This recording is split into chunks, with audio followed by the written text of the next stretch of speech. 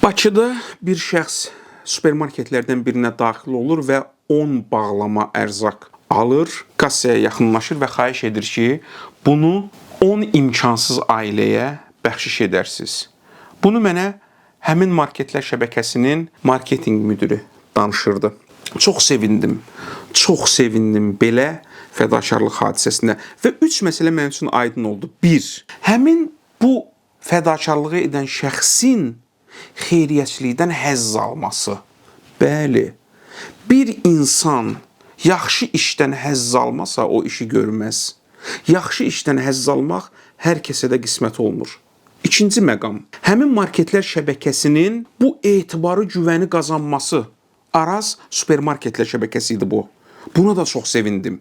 Bir vətəndaşımız hər hansı bir şəbəkəyə, hər hansı bir marketə, orada işləyən insanlara güvənir, inanır ki, bunlar onu aldatmayacaq və əmanəti sahibinə çatdıracaqlar. Bu da çox möhtəşəmdir.